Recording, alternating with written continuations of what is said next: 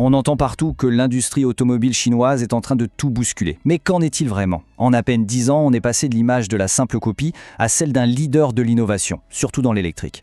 Alors, est-ce que c'est juste un énorme coup de marketing ou est-ce qu'on assiste à une véritable révolution?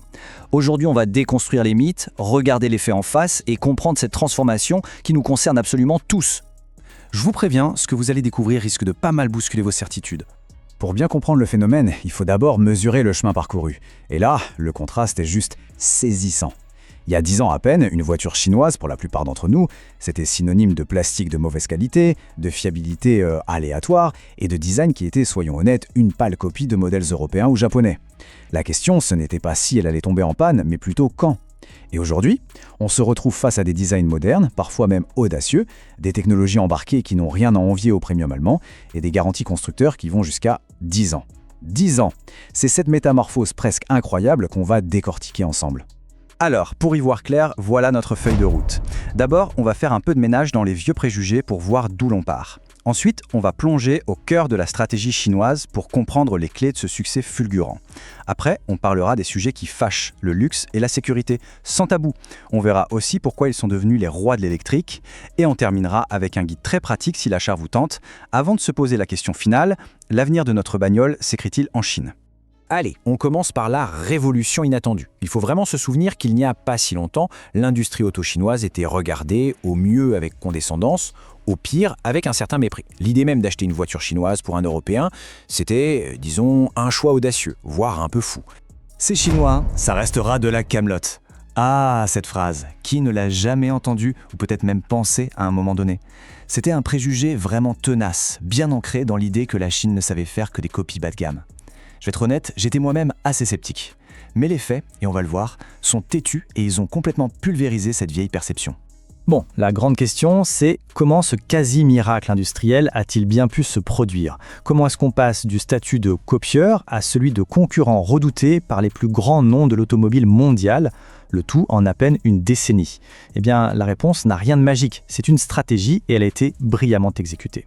En fait, tout repose sur 3 piliers fondamentaux. Primo, des partenariats stratégiques. Très malin. Au lieu de réinventer la roue, ils ont appris directement des meilleurs. Deuxio, des investissements, mais alors colossaux, en recherche et développement pour maîtriser la technologie et même la dépasser.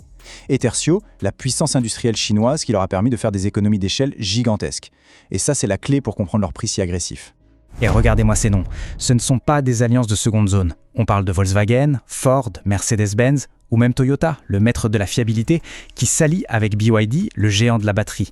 Pendant des années, pour pouvoir vendre sur les marchés chinois, les constructeurs mondiaux ont dû créer des co-entreprises. Résultat, les ingénieurs chinois ont pu absorber des décennies de savoir-faire en conception, en qualité et en production de masse en un temps absolument record. Et ça nous amène au nerf de la guerre, le prix. Comment font-ils pour offrir des voitures bourrées de technologie à des tarifs pareils? Eh bien la réponse, c'est un écosystème industriel optimisé à l'extrême. Ce n'est plus juste une question de main-d'œuvre bon marché, ça c'est un vieux cliché. La Chine maîtrise toute la chaîne de valeur, de l'extraction du lithium pour les batteries, à la fabrication des puces, jusqu'à l'assemblage final. Cette intégration verticale poussée à son maximum par des marques comme BYD supprime plein d'intermédiaires et de coûts que les constructeurs européens, eux, doivent encore payer. Ok, on a parlé business, on a parlé stratégie, maintenant passons aux 2 sujets qui soulèvent le plus d'interrogations, et c'est tout à fait normal, la promesse du luxe et surtout la garantie de la sécurité. Parce que c'est bien beau d'avoir un grand écran et des sièges en cuir, mais est-ce que ça tient la route? Et surtout, est-ce que ça nous protège en cas de pépin? C'est la question qui tue. Quand une offre a l'air trop belle pour être vraie, notre premier réflexe, c'est de chercher l'arnaque. Un énorme SUV, bardé de technologie, avec des finitions qui semblent tout droit sorties d'une voiture premium, mais vendues au prix d'une Clio bien équipée, on se dit forcément, il y a un loup. Est-ce qu'ils ont rogné sur la qualité de l'acier, sur la sécurité passive, sur la fiabilité des composants? Eh bien la réponse, du moins sur le plan de la sécurité, elle est sans appel. 5 étoiles, c'est tout simplement la note maximale. Des modèles comme le Jetour T2 et beaucoup d'autres ont obtenu ce score aux crash tests les plus sévères au monde. Et ça c'est un fait objectif qui vient démolir à lui seul des années de préjugés sur la ferraille chinoise. Et attention, il faut bien comprendre ce que ça veut dire, ces 5 étoiles. Ce n'est pas un argument marketing, c'est une validation technique hyper rigoureuse. Des organismes indépendants comme Euro NCAP font subir aux voitures les pires misères. Chocs frontaux, latéraux, poteaux. Ils analysent avec des centaines de capteurs comment la structure se déforme pour protéger les occupants. Ils évaluent ainsi l'efficacité des airbags, la protection des enfants et même celle des piétons. Obtenir 5 étoiles aujourd'hui, c'est une vraie prouesse d'ingénierie qui prouve qu'il n'y a eu aucun compromis sur la sécurité. Si la Chine a rattrapé son retard à une vitesse folle sur les moteurs thermiques, il y a un domaine où elle n'est plus du tout un suiveur. C'est elle, le leader mondial incontesté. Et ce domaine, c'est bien sûr celui du véhicule électrique. Et c'est là que se joue une énorme partie de l'avenir. Leur domination dans l'électrique, ça ne vient pas de nulle part. C'est le fruit d'une vision stratégique de l'État chinois, depuis plus de 10 ans. Ils sont devenus les premiers producteurs mondiaux de batteries, qui est l'élément le plus cher d'une voiture électrique. Ils ont sécurisé les approvisionnements en matériaux critiques comme le lithium, et surtout, ils innovent à un rythme effréné sur les nouvelles technologies de batterie.